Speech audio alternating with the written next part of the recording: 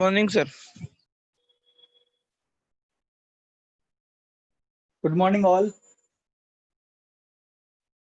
कल जहां हमने न्यूमेरिकल का लिए फॉर्मूला जो आवश्यक है वो छोड़ा था, स्ट्रेस स्ट्रेन और कंपोजिट सेक्शन का फॉर्मूला, उसके न्यूमेरिकल अभी कर रहे हैं हम, है ना।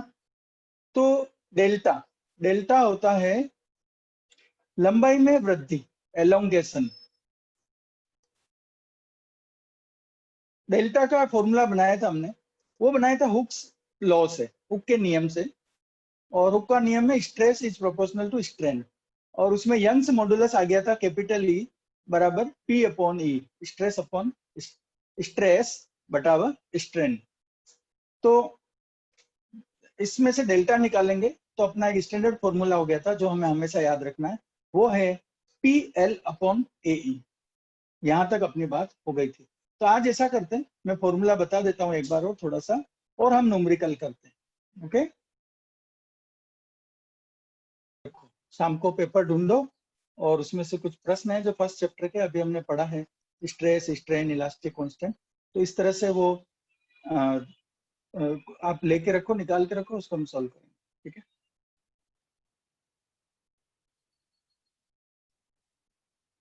तो कल हमने देखा था, यहाँ फॉर्मूले पर आ जाते हैं।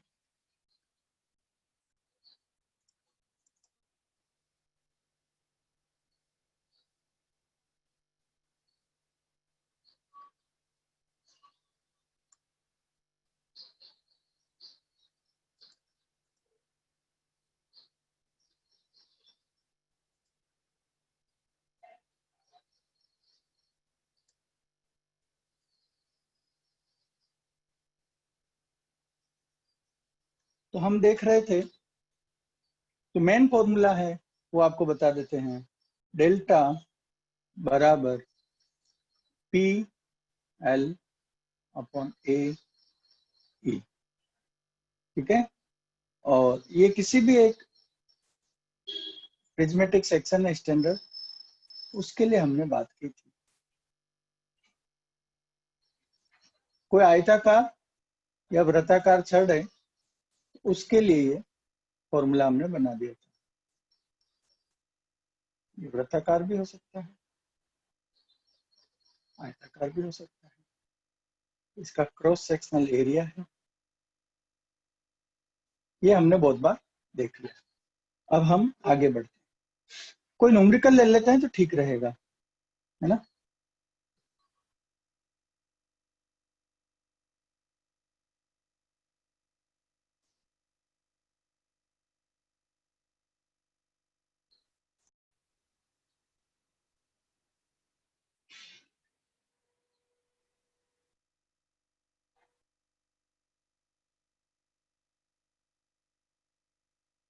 हाँ, थोड़ा जल्दी कर देते हैं।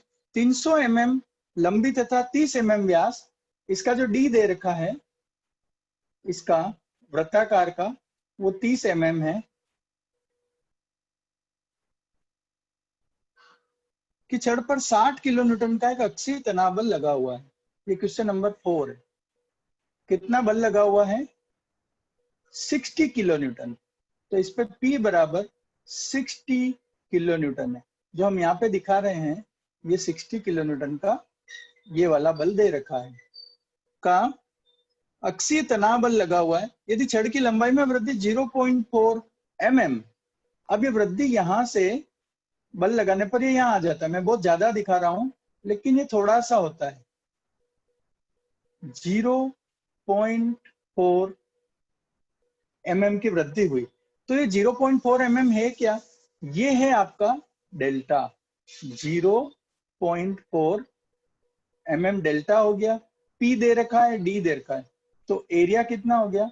एरिया हो गया π/4 D का स्क्वायर, और L आपको दे रखी है 300 mm। इस सवाल को हम mm में कर लेते हैं, है ना, सब कुछ mm में दे रखा है, 300 mm। तो छड़ के पदार्थ का यंग प्रत्यास्थ गुणांक ज्ञात कीजिए। अब हमें ज्ञात क्या करना है? हमें ज्ञात यह करना है कि इस पदार्थ का यंग्स मॉडुलस कितना है।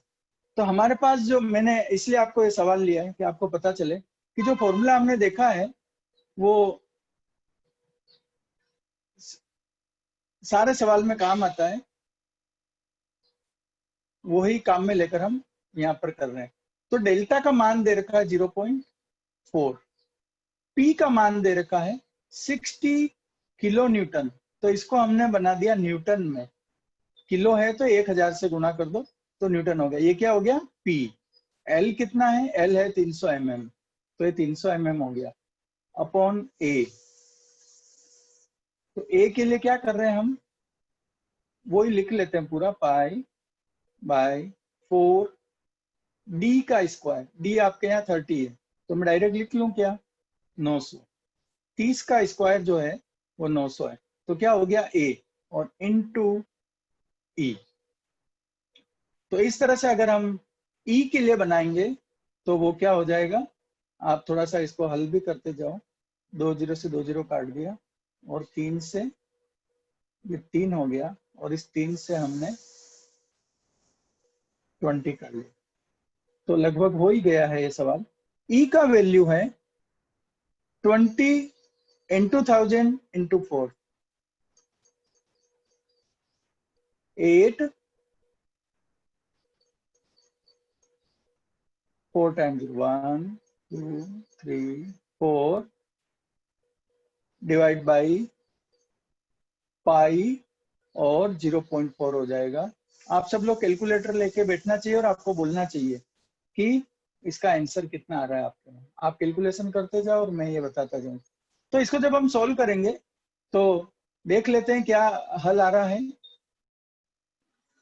इस वैल्यू को आप चेक कर लीजिए कैलकुलेटर से, हमने ई का मान निकाल लिया है। माइल्ड इसका आंसर भी देख लेते हैं।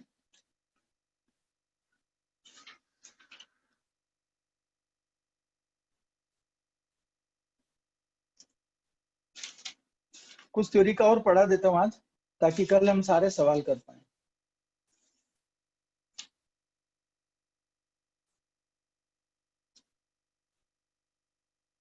हाँ ठीक है, 0.63 न्यूटन पर मीटर स्क्वायर।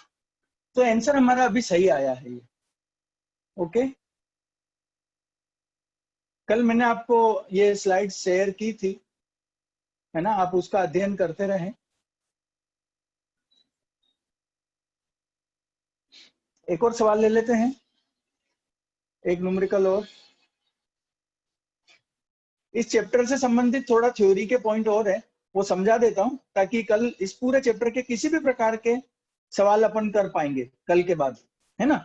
एक एक एक और चीज समझते हैं। अभी हम क्या देख रहे हैं, अभी हमने केवल लिया है ई। ई मतलब यंग का प्रत्यास्थता गुणांक, है ना। यंग का प्रत्यास्थता गुणांक ई बराबर प्रतिबल बटावा विकृति। तो प्रतिबल कैसा है, प्रतिबल मैंने जब ये डायग्राम बनाया ऐसा है कि स्क्वायर या रेक्टेंगुलर सेक्शन लेते हैं और उस पर अक्षीय बल लग रहा है। तो जब अक्षीय बल लग रहा है तो उसमें जो प्रत्यास्थता गुणांक निकलता है वो आपका यंग का प्रत्यास्थता गुणांक है। और विकृति है वो भी कैसी है, वो भी रेखीय विकृति है। विकृति कैसी है, रेखीय विकृति है। तो अभी इनका अनुपात जो है, अक्षीय प्रतिबल तथा रेखीय विकृति के अनुपात को यंग का प्रत्यास्थता गुणांक कहते हैं। लेकिन इस प्रकार के और भी प्रत्यास्थता गुणांक हैं, तो वो किस तरह के वो हम देख लेते हैं। किसी भी मटेरियल में अक्षीय बल के अलावा ये बल की टाइप पर निर्भर करता है। दूसरा जो टाइप हम लगाने वाले हैं वो है कि जो अक्षीय बल है वो समस्त दिशाओं से, हमारे पास 3 दिशा निर्देश अक्ष हैं, एक्स एक्सिस, वाई एक्सिस और जेड एक्सिस में, तीनों ही दिशाओं में अगर बल लग रहा है तो प्रतिबल लग रहा है चाहे बल लग रहा है, तो वो ऐसी प्रतिबल जो तीनों दिशाओं में लग रहा है, प्रतिबल तथा विकृति का अनुपात। और विकृति कैसी है, विकृति भी ऐसी है कि उसके आयतन की विकृति। अभी हमने विकृति कैसी ली थी, उसकी लंबाई में कितनी वृद्धि हुई, उसको खींचने पर लंबाई में कितनी वृद्धि हो रही है वो हमने बात किया था। लेकिन अब उसका आयतन है, तीनों डायरेक्शन में, लंबाई में, चौड़ाई में और मोटाई में उसमें बल लग रहा है, तो उसकी आयतन में विकृति होती है, उसको आयतनिक विकृति कहते हैं, वॉल्यूमेट्रिक स्ट्रेन। तो ये वाला प्रतिबल जो तीनों दिशाओं में लग रहा है तथा आयतन विकृति के अनुपात को बल्क मॉडुलस कहते हैं, आयतन मापांक कहते हैं। दूसरी बात हो गई, उसको अभी समझा देंगे यहाँ पर फॉर्मूले के रूप में। और तीसरा बल का टाइप है, वो है कि किसी वस्तु की सतह पर स्पर्शी बल लग रहा है। सतह पर स्पर्शी बल का मतलब है कि कोई वस्तु है, उस पर बल इस तरह से लग रहा है। पहले हम कैसे लगा रहे थे, ये पेन, इस वस्तु पर जिस तरह से पेन लग रहा है, इस तरह से हम लगा रहे थे बल। लेकिन अभी हम कैसे लगा रहे हैं, इस वस्तु की सतह पर इस तरह से बल लग रहा है, सतह पर लग रहा है। तो जब सतह पर बल लग रहा है तो इस बल को कहते हैं स्पर्शी बल। ये बल जो लग रहा है इस तरह से, इस सतह को स्पर्श करते हुए लग रहा है, तो ये स्पर्शीय बल है। और पहले यहां लग रहा था इस तरह से, ऐसे खींच रहे थे इसको हम, ऐसे बाहर की तरफ, यूं। तो स्पर्शी बल लग रहा है। तो स्पर्शी बल के कारण क्या होता है, इसकी शेप में बदलाव आता है। तो स्पर्शीय बल या स्पर्शीय प्रतिबल तथा कोणीय विकृति को मॉडुलस ऑफ रिजिडिटी कहते हैं, दृढ़ता गुणांक कहते हैं, दृढ़ता मापांक कहते हैं। तो तीन तरह के मॉडुलस हो गए। पहला जो है प्रत्यास्था गुणांक, दूसरा है आयतन गुणांक, और तीसरा है बल्क, वो शियर मॉडुलस, जिसको हम कहते हैं दृढ़ता मापांक। ठीक है, तो बेटर है आप लोग भी इसको इंग्लिश में नाम सीखें, तो जल्दी याद रहता है। हम इसको देख लेते हैं, हमने क्या क्या देखा। तीन तरह के गुणांक है।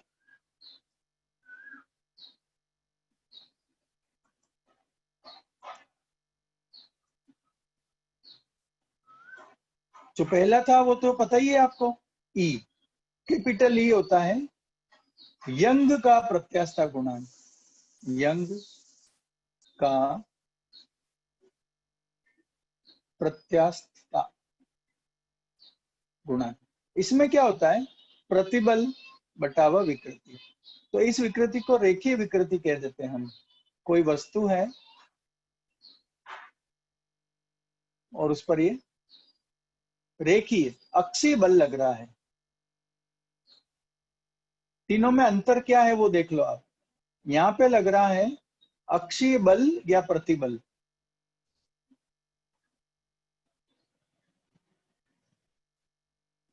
और जो विकृति है वो है रेखीय विकृति, लीनियर स्ट्रेन, रेखीय विकृति। ये हो गया। अब दूसरा था के, आयतन विकृति। तो पी तो वही है, लेकिन ये हो गया ईवी।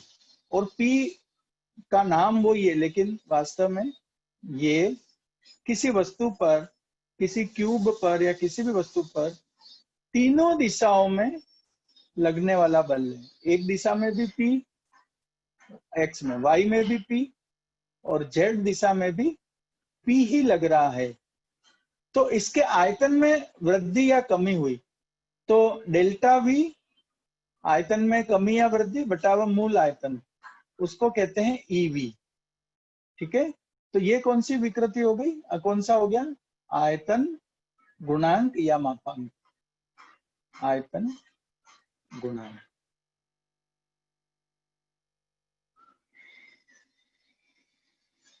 ये हो गया। तीसरा है शियर मॉडुलस,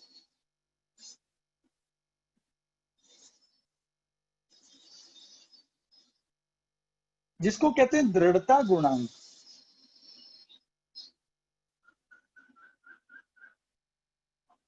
और वो हो गया आपका एन बराबर, स्ट्रेस है वो शियर स्ट्रेस है, मैंने बताया था स्पर्शी प्रतिबल। और जो स्ट्रेन है वो है ई, कोणीय विकृति।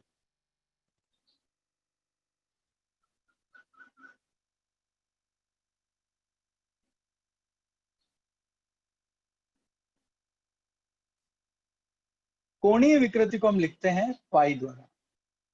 ठीक है, तो क्यू क्या है, कैसा दिखेगा इसका डायग्राम? इसका डायग्राम दिखेगा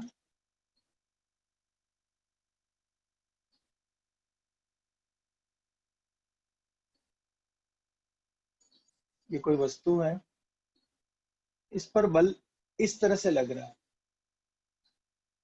ठीक है, और ये जो है इसका शेप कैसा हो जाता है, ऐसा हो जाता है। ये जो कोण बन गया, इस कोण का अलग कलर ले लेता हूं मैं आपके लिए।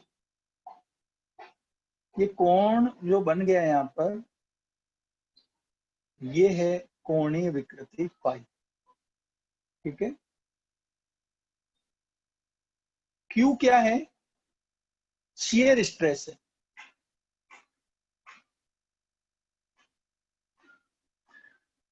और फाई क्या है? एंगुलर कोणीय विकृति, कोणीय विकृति, ये हो गया। तो इन तीनों में फर्क है ना। इसको हम कहते हैं आयतन विकृति। ईवी, ईवी क्या है? आयतन विकृति है। इन तीनों में एक संबंध भी होते हैं, वो भी हम यहाँ करेंगे, वो डेरिवेशन है। तो अभी आप इन तीन चीजों को समझ लीजिए। तीनों के डायग्राम है आपके सामने, और इसमें आप विकृति दिखाना चाहो तो हम इस तरह से दिखा देते हैं। ये इसकी डेल्टा एल है ना। बस ये डायग्राम खुद दिखा रहे हैं। इस आयतन मॉडुलस को कहते हैं बल्क मॉडुलस।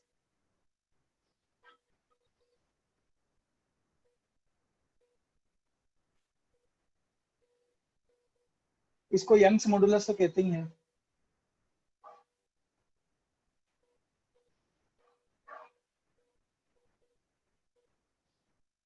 ठीक है। और एक गुणांक और होता है, वो होता है, आपने पढ़ा है फिजिक्स में भी, आप जानते हैं, पॉइजन रेशियो, पॉइजन गुणांक।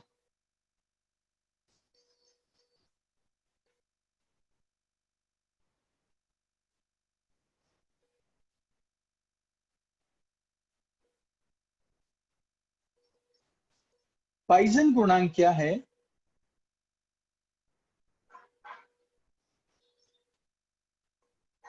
कि आपने देखा है किसी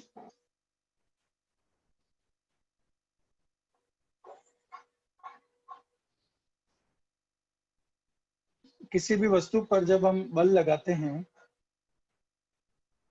या प्रतिबल लगाते हैं, तो उसमें उसी की दिशा में एक विकृति होती, बल की दिशा में, उसको हमने कहा था ईएल। लेकिन उसी वक्त बल लगाने के कारण उसके 90 डिग्री पर दिशा में कमी होती है। मतलब कि इसकी जो चौड़ाई है उसमें, या जो इसका डायामीटर है उसमें कमी होती है। तो इस कमी वाले को विकृति को हम कहते हैं E2। तो इसको और कल और देख लेंगे जगह बनाकर। पॉइजन गुणांक होता है 1/m E2 बटा E1। ये E2 क्या है? E2 है पार्श्व विकृति। पार्श्व विकृति E2 वो है जिस दिशा में बल लग, ध्यान से देखना, सुन लेना इसको, जिस दिशा में बल लगा रहे हैं उस दिशा में विकृति को कहते हैं लॉन्गिट्यूडनल स्ट्रेन या अनुदैर्ध्य विकृति, जिस दिशा में बल लग रहा है।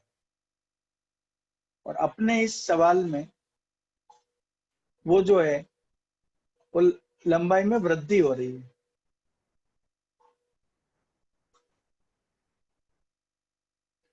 क्योंकि हमने खिंचाव बल लगाया। तो ये तो हो गया अनुदैर्ध्य विकृति। लेकिन जब खिंचाव बल लगाया है तो वस्तु के 90 डिग्री में क्या होगा? डायमीटर में कमी होगी। तो ये माइनस चिन्ह इसीलिए लगाया है कमी का, है ना। और जिस दिशा में बल लगाया है उसके 90 डिग्री पर जो विकृति है वो है पार्श्व विकृति। पार्श्व विकृति, तो इसको ये कहते हैं lateral strain divide by lateral बटा लॉन्गिट्यूडनल,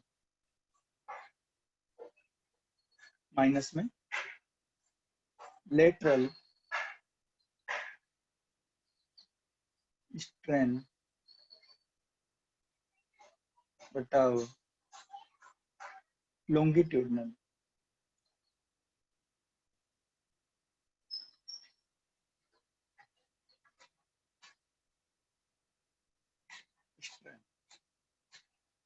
ये दो तरह की विकृति का अनुपात है, दोनों। तो अनुपात है तो क्या है, इसकी कोई भी यूनिट नहीं है, अनुपात है जस्ट ये। तो ये हो गया 1/m आपका चौथा गुणांक। इन चार गुणांकों के मध्य में हमें रिलेशन भी है, काम के हैं, उसके सूत्र होते हैं, और वो हम आपको रिलेशन निकाल के बताएंगे, उस पर आधारित हम वो भी करेंगे, सवाल भी करेंगे। तो पहला सूत्र आपके सामने है, दूसरा सूत्र ये हो गया बल्क मॉडुलस का, तीसरा शियर मॉडुलस का हो गया, चौथा आपका पाइजन अनुपात का हो गया। चार सूत्र हमने आज देखे हैं, ठीक है।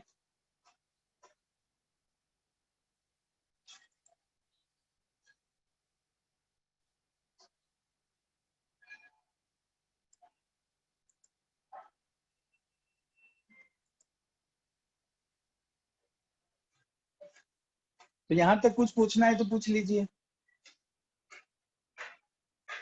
समझ में आया है ना? कुछ बोल नहीं रहे? कल जो इस तरह से ई लेक्चर लिया था उसकी रिकॉर्डिंग भी मैंने रात को डाल दी है, आप उस ग्रुप में देखें। अगर आप अभी यहाँ उसके साथ नहीं चल पा रहे हैं, कनेक्टिविटी में सुनाई नहीं दे रहा है, तो वो पूरा वीडियो यूट्यूब पर अवेलेबल है ना? तो जो ये देखना है लिखा हुआ, तो इसके लिए आपको थोड़ी सी क्वालिटी बढ़ाकर उसको डाउनलोड कर लें डिवाइस में, या उसको देखते रहें। मैं लिंक भेज देता हूँ, मैंने जो ये जूम पर जो हमारी क्लास हुई थी उसको उसमें यूट्यूब पर डाल दिया था। और ये जो जो स्लाइड्स बनी, जो भी हमने लिखा है, वो आपको व्हाट्सएप ग्रुप में मिल गया है, वो भी आपको यूट्यूब में मिल जाएगा डाउनलोड करने के लिए। इनमें सब में थोड़ा टाइम चाहिए होता है, तो आप इस तरह से क्लास में आए, मैं आपको समझा रहा हूँ, कुछ थ्योरी का लेंगे, थोड़ा सा न्यूमेरिकल लेंगे। ये जो सब्जेक्ट है ये इसी तरह का है, मैं सरल सब्जेक्ट भी ले सकता हूँ, लेकिन मैं चाहता हूँ कि जो मैकेनिकल के भी लड़के हैं तो वो एक एक यही सब्जेक्ट, दो सब्जेक्ट कॉमन है, तो इसमें हम पढ़ते रहते हैं, ठीक है। फोटो ले लेते हैं, वीडियो ऑन कर लें आप।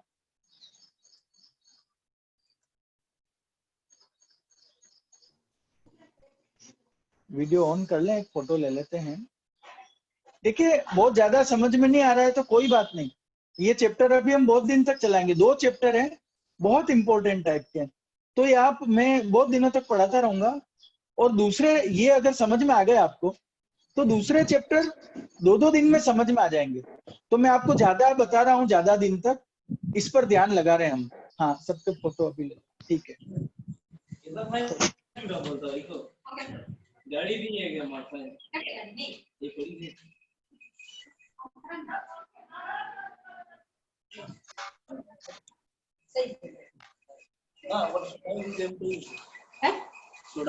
फोटो सही क्यों नहीं आ रहा?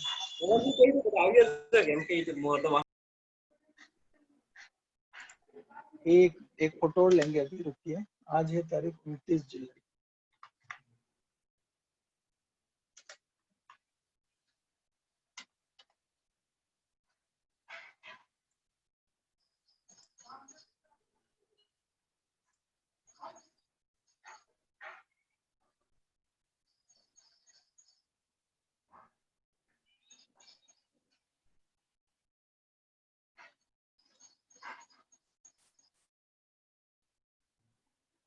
ठीक है, फोटो तो हो गया है, थैंक यू।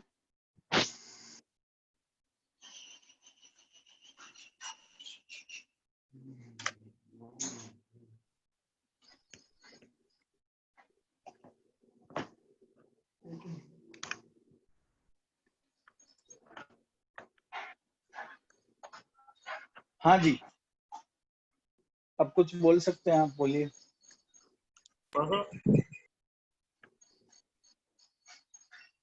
हाँ, मैं कह रहा हूँ आपको अगर ऐसा लग रहा है कि यार समझ में नहीं आ रहा है, फर्स्ट ईयर में तो पढ़ा ही नहीं आगे, ऐसा आपको समझ में आ जाएगा। ये सब्जेक्ट ऐसा ही है, मैं इसीलिए यहाँ पर मेहनत करके ले रहा हूँ कि जब भी क्लास होगी तो आपको ज्यादा दिक्कत नहीं आए। ये थोड़ा सा कठिन टाइप का है, ये नई नई चीजें हैं, कैसे हो गया ये, क्या किधर, तो हम आपको बार बार शुरू से लेकर समझाएंगे, सवाल करेंगे, लगने लगेगा सरल, आपको समझ में आ जाएगा। ठीक है, मैकेनिकल और सिविल वालों के लिए ये मोस्ट इंपोर्टेंट सब्जेक्ट है। पढ़ते रहो, कुछ बोलना है तो बोलिए। नीरज, चंद्रकांत, अर्जुन। सर इसके नोट्स बनाने हैं हमको। नोट्स की एक पीडीएफ है, मैंने फर्स्ट ईयर के ग्रुप में डाली है आज, और उसको वापस सेंड कर देता हूँ। और ये जो अभी यहाँ लिखा है उस नोट्स की अगर आप बात कर रहे हो तो वो व्हाट्सएप ग्रुप में आ जाएगा। ये व्हाइट बोर्ड पे जो मैंने लिखा है आज, हाँ सर, उसको वही पढ़ोगे तो ज्यादा फायदा होगा। मैं भी वही कह रहा हूँ सर। कल डाले थे ना, कल वाले देखो आप। कल वाला अच्छा, डाला अभी था। एक मिनट, आप अभी देख लो ये। अभी वाले हैं ना, हाँ। कि आपको अभी मिल जाते हैं, अभी मिल जाएंगे। ठीक है sir. Okay. Sir first year का ट्यूटोरियल जमा करवाना पड़ेगा। चंद्रकांत, फर्स्ट ईयर के जो भी प्रैक्टिकल और ट्यूटोरियल और जो भी रेगुलर जमा कराना होना था वो जमा तो कराना है आपको। प्रैक्टिकल फाइल फिजिक्स की, केमिस्ट्री की। और ऐसा होगा कि 1 अगस्त के बाद छात्रों के लिए कॉलेज आना जाना अलाउ हो जाएगा। अभी 1 तारीख से 31 जुलाई तक अलाउ नहीं है, तो बाद में जब भी अलाउ हो जाएगा तो आपको मैसेज भी करेंगे और आपको लाके वहां जमा कराना है सभी। ठीक है, तो आप सभी पढ़ते रहें। कल यही 9 बजे का टाइम है, कल क्लास होगी, उसके बाद एक वीक के बाद होगी, 5-6 तारीख को होगी। ठीक है, मैसेज आ जाएगा। हम कल क्लास और है, ये सेम टाइम रख लेते हैं, उसके बाद हम टाइम को चेक करते हैं, 7 बजे सवेरे या 8 बजे का रखेंगे। तो मेरा नाम धर्मेंद्र कुमार चंगेरिया, जेपीसी बांसवाड़ा से हैं। आप सभी लोग जो भी बीटीआर की साइट पर और टीटीसी जोधपुर पर जो देख रहे हैं, आप वीडियो को देखते रहें। इसमें कुछ प्रश्न है तो कमेंट में जरूर से लिखें। जीपीसी बांसवाड़ा से Dharmendra Changeriya, HOD civil. Thank you.